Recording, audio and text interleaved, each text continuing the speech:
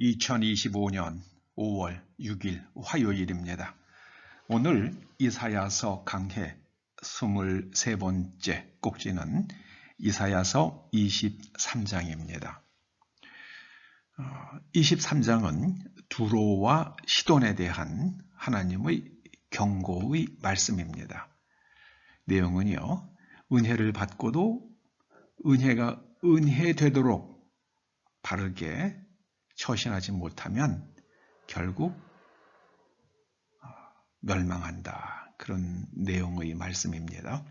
먼저 23장 가운데 몇 절을 함께 봉독하십니다. 두로에 관한 경고라. 다시스의 배들아, 너희는 슬피 부르짖을지어다. 두로가 황무하여 집이 없고 들어갈 곳도 없으며 이 소식이 기띔 땅에서부터 그들에게 전파되었음이라. 시돈이여, 너는 부끄러워할지어다.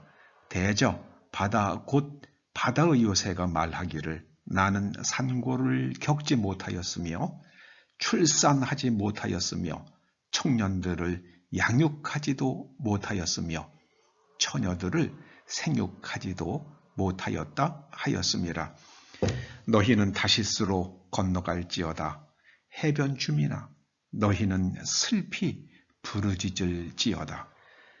두로에 대하여 누가 이 일을 정하였느냐? 만군의 여호와께서 그것을 정하신 것이라. 모든 누리던 영화를 욕되게 하시며 세상의 모든 교만하던 자가 멸시를 받게 하려 하심이라. 이르시되 너 학대받은 처녀 딸 시도나, 내게 다시는 희락이 없으리니 일어나 기띔으로 건너가라. 거기에서도 네가 평안을 얻지 못하리라 하셨느니라. 그날부터 두로가 한 왕의 연한같이 70년 동안 잊어버린 바 되었다가 70년이 찬 후에 두로는 기생의 노래같이 될 것이라. 70년이 찬 후에 여호와께서 두로를 돌보시리니 그가 다시 값을 받고 지면에 있는 열방과 음란을 행할 것이며 그 무역한 것과 이익을 거룩히 여호와께 돌리고 간직하거나 쌓아두지 아니하리니 그 무역한 것이 여호와 앞에 사는 자가 배불리 먹을 양식, 잘 입을 옷감이 되리라. 아멘. 하나님의 은혜를 받고 은혜되게 하지 못하면 결국은 망합니다. 개인도 국가도 망합니다. 두로와 시돈은 지금 현대의 레바논 땅에 속해 있는 항구 도시였습니다.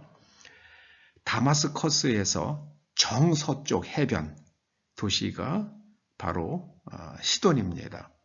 그리고 그 밑에 이제 두로가 있습니다. 시돈과 두로는 한 30km 정도 떨어져 있습니다.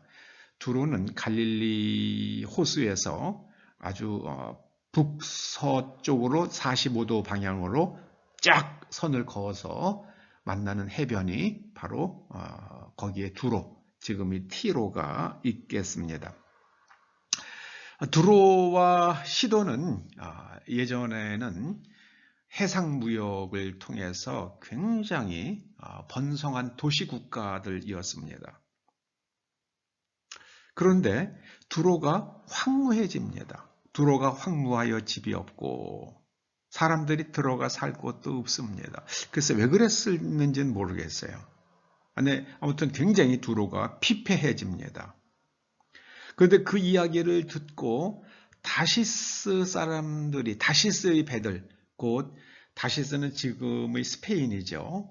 그 다시스의 무역선들이 아, 이거 어떡하지? 어떡하지? 왜냐하면 이들이 무역을 할 때에 항상 들려서 식량도 보충하고 물도 채우고 하던 그런, 그리고 해상 무역을 하던 그런 도시들이었는데 그 두로가 완전히 다 무너져 버렸습니다. 그래서 지진 때문에 그랬는지요? 아니면은 어떤 공격을 받아서 그랬는지는 지금 정확히 모르겠습니다. 그런데 두로보다 30km 북쪽에 있는 시돈이라는 도시도 마찬가지입니다. 거기에도 보면은요, 산고를 겪지 못했어요. 그러니까 아이가 없는 겁니다. 아이가 태어나질 않아요. 그리고 청년들을 키우지도 못합니다. 처녀들을 또 키우지도 못합니다. 그러니까 시돈 사람들이요, 대가 끊어지는 거예요. 지금 우리나라도 그 좌파 사람들이 애 낳는 놈은 바보야. 그리고 뭐 왜 한국 남자랑 결혼하냐. 뭐 이런 얘기를 계속해서 사람들이 결혼하지 않게 만들었잖아요. 저는 최모라는 하버드 대학까지 나온 박사라는 사람이 요즘에 결혼하는 사람은 바보예요. 이런 얘기를 하는 걸 보고요. 입에서 욕이 퍽 나오더라고요. 저 노인이 왜 저러나 하고요. 네, 저보다 약간 선배일 것 같아요. 인생에. 그 사람은 그 6.25 때 태어난 사람 아닙니까? 그 상황에서도 그 부모가 그 사람을 낳았어요. 그 양반, 그리고 나서 나중에 공부해서 미국에 가서 하버드에 가서 박사까지 됐어요. 나를 봐라. 그러면 자기 인생을 통해서 어떻게, 나를 봐라. 그 어려운 시기에 태어났어도 열심히 노력했더니 공부할 수 있는 길이 열리더라. 여러분 젊은이들, 걱정하지 말고 결혼하고 애 낳으십시오. 이렇게 얘기해야 되는 거 아닙니까? 우리 부모님은 그 어려운 때 새끼 밥도 못 먹는 시대에 저를 낳았습니다. 그러나 나는 이렇게 살아왔습니다. 요즘 세상에 애 낳는 사람은 바보예요. 이런 정말 그냥 입에다가 그냥 입에다가 썩은 사과를 확 집어넣고 싶더라고요. 그러면 안 되죠. 여러분 젊은이들은 모름지기 어렵더라도 결혼해야 됩니다. 아이를 낳기 위해서 결혼하는 게 아니라요. 가정을 이루어야지만이 사람이 성장하고요. 그리고 또 돈이 모여요. 참 신기하더라고요. 제가 젊었을 때 들은 말씀들이 있어요. 총각이 혼자 살면은 돈이 늘 모자란대요. 그런데 결혼해가지고 둘이 알뜰하게 살면 돈이 모인대요. 그게 신비입니다. 그 신비라, 결혼의 신비라고 그렇게 이제 젊어서 인생 선배들이 말씀하시더니 정말 그렇더라고요. 여러분 청년들 정말 사랑하는 사람과 결혼하십시오. 가정을 이루십시오. 하나님께서, 그리고 하나님께 나아가서 여러분의 내면을 하나님의 말씀으로 재구조화하십시오. 그러면 사람이 지혜로워집니다. 내 선택이 어떤 결과를 가져올지 헤아릴 수 있는 총명한 사람이 됩니다. 무엇이 나에게 진정한 유익인지 알 수 있는 명철한 사람이 됩니다. 언제나 좋은 선택을 하고요. 좋은 사람 만나고 하면은요, 남에게 속지도 않고 점점 세월이 갈수록 아이들은 크고 내 인생은 풍성해집니다. 하나님의 약속입니다.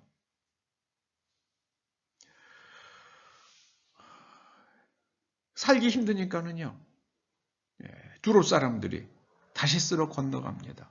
그런데 가본들 별게 없어요. 그러니까 슬퍼서 우는 거예요. 두로가 왜 그렇게 되었는가? 하나님께서 그렇게 정하신 것이다. 8절, 9절 그렇게 말씀합니다. 두로와 시돈 사람들이 경제적인 번영을 누릴 때에 하나님께 자기네들 이렇게 잘 살게 해주시는 여호와 하나님을 기억하지 못했습니다. 이렇게 말씀합니다. 너 학대받은 처녀딸 시도나 너에게 다시는 희락이 없으리니. 희락이 없다는 게 무슨 말씀입니까? 웃을 일이 없는 거예요. 얼마나 고통스러우면은요. 웃을 일이 없겠습니까? 그리고 두로는요. 이제 70년이 지나면은 그들이 회복될 것이다. 그런데 두로 사람들이 회복이 된 다음에도 옛날에 짓던 죄를 또다시 반복할 것이다. 이게 17절이 그 말씀입니다. 70년이 찬 후에 여호와께서 두로를 돌보시리니 그가 다시 값을 받고 지면에 있는 열방과 음란을 행할 것이며, 언제나 음란이라는 게 뭡니까? 음란이라는 게 사고 팔 수 없는 것을 사고 파는 것을 음란이라고 그럽니다. 여러분, 한 국가의 주권 사고 팔 수가 없잖아요. 근데 조선의 왕이 자기 후손들은 잘 먹고 잘 사는 그 조건으로 해가지고 나라를 갖다가 던져버렸잖아요. 싸우다가 져서 먹힌 게 아니잖아요. 한일 합방은 싸우다가 져서 먹힌 게 아니에요. 제가 철 들고 나니까 그게 보이더라고요. 조선은 멸망한 게 아니에요. 조선의 마지막 왕이 그걸 팔아버린 거예요. 한일 합방은 그런 거죠. 제가 을사오적이라고 부르는 자들은 임금의 뜻을 헤아려서 그렇게 임금을 잘 보필해서 함께 콩고물을 먹은 사람들이죠. 지금 제가 제일 안타까운 거는요, 우리나라를 쥐락펴락하는 게 누굽니까? 언론을 쥐락펴락하는 게 누굽니까? JTBC에다가 1,000억을 투자했다고 그러잖아요, 중국 사람들이요. 뭐 거기만 그랬겠습니까? 저는 동아, 조선, 우리나라 언론인들 다 그럴 거라고 생각을 합니다. 왜냐하면 중국에 관해서 부정적인 말은 1도 보도하지 않아요, 그 사람들이. YTN 그런데 다 그렇죠. 네.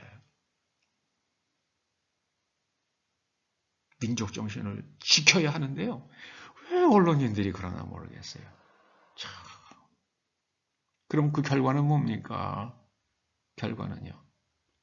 저는 18절을 묵상하면서 참 이런 생각을 했습니다.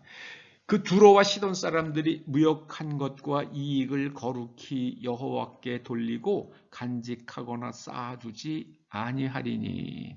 다 날아간다는 얘기죠. 다 날아간다는 얘기예요. 쌓아두지 못하게 될 것이니 그들이 무역해서 번 돈이 하나님 앞에 사는 사람들이 배불리 먹을 양식이 되고 그들이 잘 입을 옷감이 되리라, 이렇게 말씀하십니다. 미국이 소비에트를 견제하기 위해서 1970년대부터 이제 중국을 중국이 해방하고 이제 이렇게 서로 이제 짝짝꿍하기 시작을 했잖아요. 그리고 1991년에 소비에트가 해체가 됐습니다. 그때부터 미국이 그냥 천안무 사태 일어난 것도 괜찮아 그러면서 막 여태까지 중국을 얼마나 그렇게 그냥 중국에 투자하고. 여러분, 중국의 그 경제 성장을 이룬 돈들이 다 어디서 온 겁니까? 다 월가에서 왔다고 그러잖아요. 그리고 정말 중국 물건 전 세계에 범람하죠. 제가 요즘에 이런 그 쇼핑, 특히 우리나라 그 사람들이 많이 가는 다이소 같은 데 가보면 거의 99%가 한국 물건은 1도 없잖아요. 거의 99%가 중국산이잖아요. 우리나라만 그러겠습니까? 예. 큰일이에요, 큰일. 그런데 그들이 그렇게 해서 번 돈이 하나님 앞에 사는 사람들이 배불리 먹을 양식이 될 것이다, 이렇게 말씀하십니다. 이것이 두로와 시돈에 대한 경고의 말씀입니다. 한국이 지금 세계에서 지금 손가락에 들어가는, 10손가락 안에 들어가는 GDP 규모와 1인당 국민소득, 그리고 또 수출입 무역액을 갖다가 이제 달성하는데요. 거기에 미국이 중국을 갖다가 제조업을 막 그렇게 키워주고요. 또 독일도 그랬죠. 프랑스도 그랬죠. 그렇게 중국의 제조업을 키워줬는데요. 그 바람에 그들이 그 제조할 수 있는 많은 그 필요한 기계와 그리고 원부자재, 중간재 이런 것들을 한국에서 많이 실어가는 바람에 한국의 경제 규모가 커졌죠. 그런데 이제 두드려 맞을 겁니다. 왜요? 그들이 어떻게 해서 밥을 먹고 사는지 그거를 잊어버렸어요. 저렇게 답답한 사람들이 있습니까? 그들이 답답하게 행하는 게 우리한테는 덕이죠. 우리는 지금요, 세계에서 가장 강한 나라인 미국에 쫙 달라붙어야 돼요. 그런데 지금 우리나라의 그냥 언론이니 학자들이니 서울대학교조차도요, 공부는 다 미국 가서 한 사람들이 왜 그렇게 중국이라 그러면 막 사족을 못 써요. 저는 정말 납득이 안 갑니다. 여러분, 두로와 시도니아에 대한 경고의 말씀을 읽으실 때마다 우리가 은혜를 받고도, 하나님의 은혜를 받고도 그 은혜를 깨닫지 못하고 은혜에 감사치 못하면 우리가 이룬 모든 것이 다 하나님 앞에 사는 사람들에게 돌아갈 것이다. 그것을 기억하시면서 우리가 하나님의 은혜를 받은 대로 은혜를 깨닫고 하나님을 영화롭게 하는 그런 백성들 되기를 원합니다. 하나님을 영화롭게 한다는 게 뭡니까? 우리가 하나님을 믿는 백성답게 살아가는 겁니다. 기도하시겠습니다. 아버지 하나님, 이사야서 23장의 말씀을 깊이 깨닫고 우리 개인들만이라도 하나님을 영화롭게 하며 살다 하나님께서 주시는 복을 누리는 우리들과 자녀들 그리고 이 나라 백성들 되게 하여 주시옵소서. 예수님의 이름으로 기도드립니다. 아멘.